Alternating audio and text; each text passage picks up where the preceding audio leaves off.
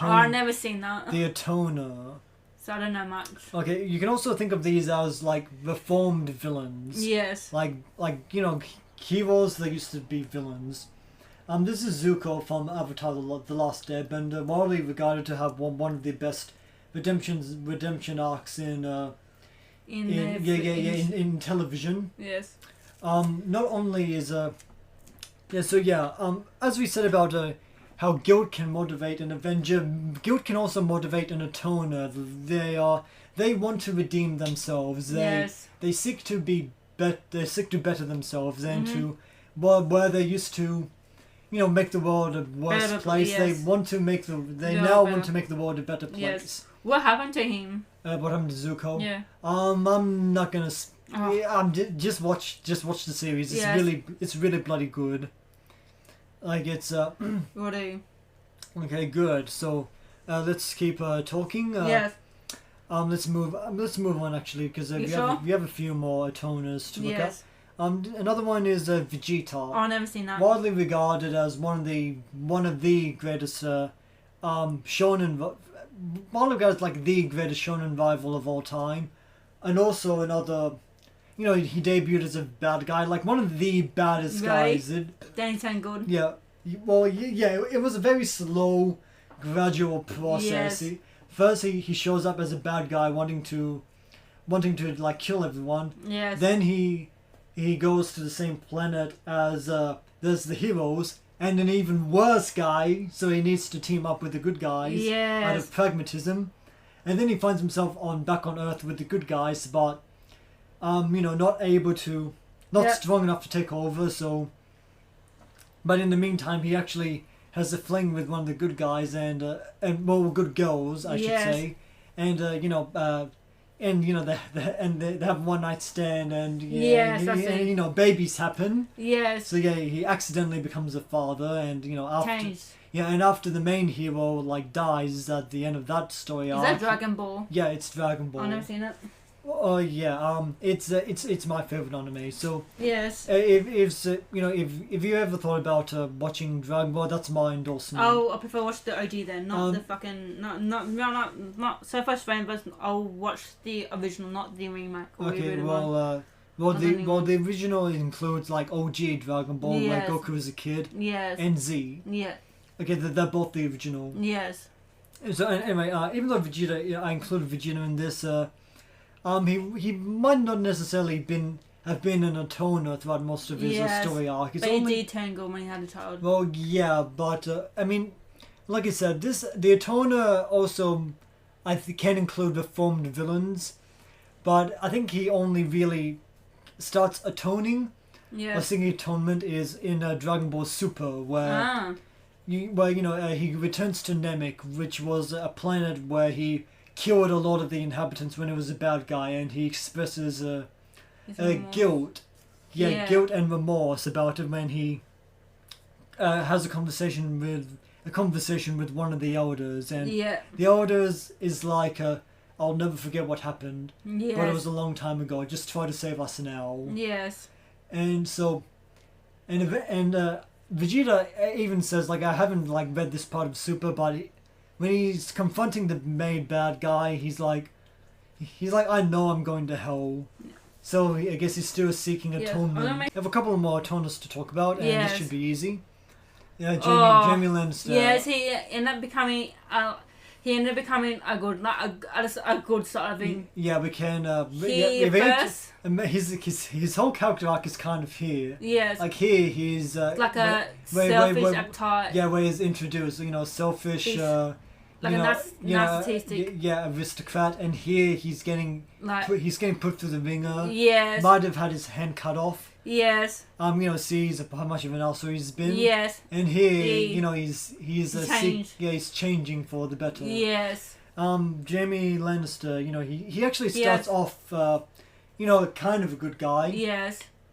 His best act probably was killing the Mad King. Yes. But he as a knight of the King's Guard, he was meant to protect the king. Yes. So they see him as an honorless traitor. Yes. But it's good that he killed the king. Yes. And I don't like his kids.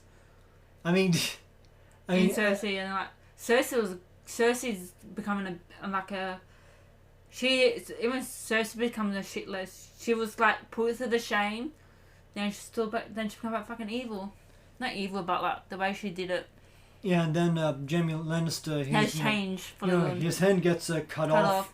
And he experienced what people sees onto the ground. Yeah, and he gets humbled. Yes. And he explains what happened to Brienne of Tarth, and they have some really tender moments. Yes, but then going back to Cersei. Well, after this he does. Yes. Yeah, that is Jaime Lannister's whole arc. Yes. He started off wanting, before the series began, wanting to, be a knight in shining armor, but then he sees the corruption in the King's Guard and sees why bother. Yeah. But then he gets all this shit happened to him, and he sees. Yes. And then he actually tries and wants to change. Yeah, and he actually fights with the North against the Night Walkers. The Long Night. And there's one more Atoner we can look at, and when in the same series. Oh yes, the Hound. Yeah, the Hound, definitely an Atoner as well. Yes. And he starts off like even worse than Jaime. He kills his brother. The chef shoved his face into a fireplace. Yes. I kind of but as I was saying, he starts off really brutal night. Yes. Kills Arya's friend. Yeah. And but even then he does show it a softer side, a tender side to it, the Stark girls. Yes. But it's pretty much when he starts traveling with Arya that he's starting to become more humble. I wouldn't say humble, but he starts opening up to her, and and okay, what really strikes me is that when he brings her to the Vale. Yes. But her aunt has already died, and yes. And he takes her away. Yeah, he doesn't leave her there. He takes her with him because even though there's nothing he can do with her. But like he wants to keep her safe. Yeah, exactly. If they found her, then she'll be dead. It's because he wants to keep her safe because he cares about her. Yes. Like when they run into Brienne of Tarth, yes. Like, I would take her to safety. Safety? Where the fuck's that? Yes. Like my mother's dead. Yes. Dead. Her father's dead. Yes. Her kingdom is burnt to the ground. Yes. Cersei wants her dead. Where the fuck is safety? Yes.